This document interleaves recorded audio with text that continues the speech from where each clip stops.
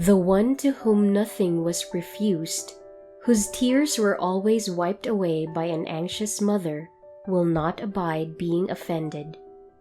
Seneca. If a child always gets what he or she wants and is comforted by their caring mother whenever they are upset, it's like they live in a cozy bubble where their needs are met instantly. But what happens when this child grows up and faces the world? This is what Seneca is talking about. Someone who's used to getting everything might have a hard time when things don't go their way.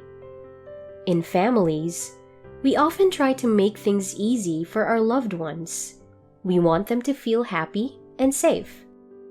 But if we always do everything for them and shield them from challenges, they might not know how to handle difficult situations when they grow up. It's like never learning to ride a bike without training wheels. Seneca's idea reminds us that it's important for families to teach their children how to handle problems and disappointments.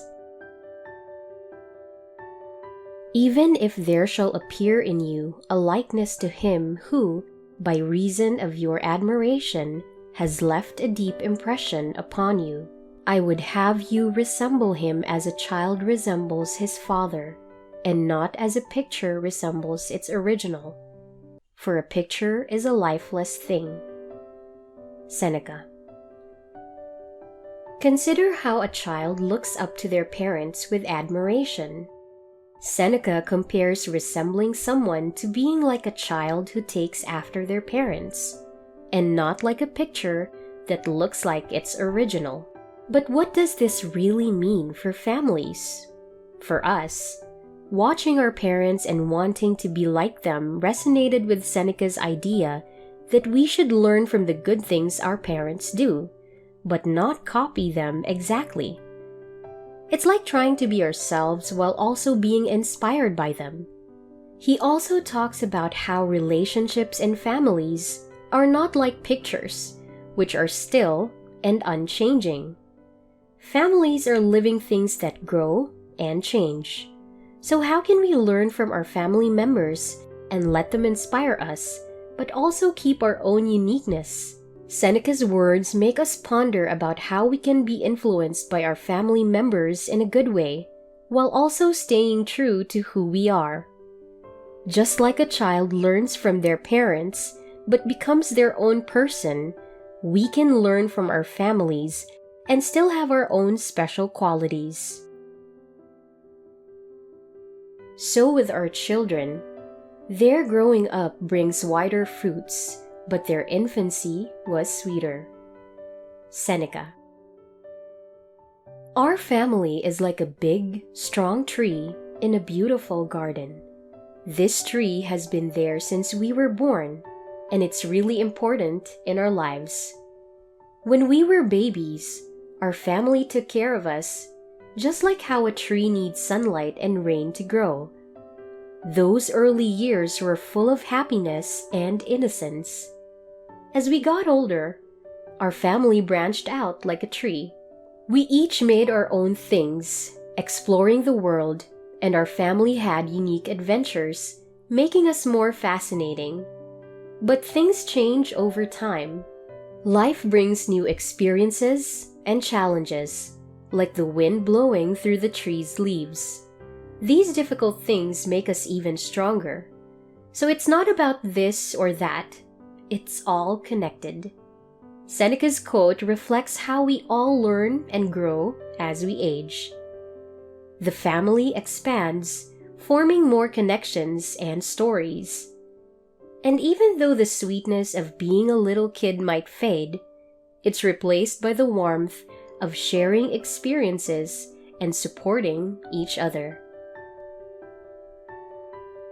We like to say that we don't get to choose our parents, that they were given by chance. Yet we can truly choose whose children we'd like to be. Seneca. Meditate on the concept of choice within the context of family dynamics. While we can't pick our parents, we control how we react to them and our upbringing. This goes beyond luck, making us think about our role in the family. Also, this wisdom from Seneca talks about identity, saying it's shaped not only by family, but by our chosen qualities and values. With that being said, our time with our family is the moment where we grow and learn. So let's think about how our choices affect our family life. It's like saying that while our family tree gives us roots, our choices allow us to stretch our branches towards the sun of personal growth. This quote prompts us: how can we be great family members who spread happiness and kindness? Seneca shows us that though we can't choose parents, we control our behavior by being respectful, compassionate, and kind to family, others, and ourselves. Childhood, therefore, should be kept far from all contact with flattery. Let a child hear the truth, sometimes even let him fear. Let him be respectful always. Let him rise before his elders. Let him gain no request by anger. When he is quiet, let him be offered what was refused when he wept. Let him, moreover, have the sight but not the use of his parents' wealth. When he has done wrong, let him be reproved.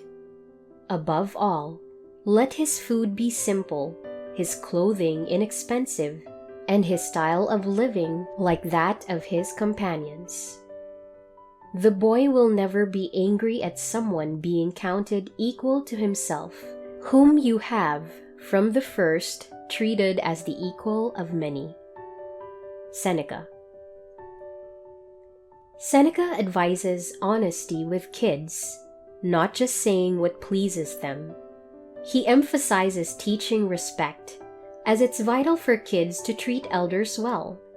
He also suggests parents should show that getting upset won't always work.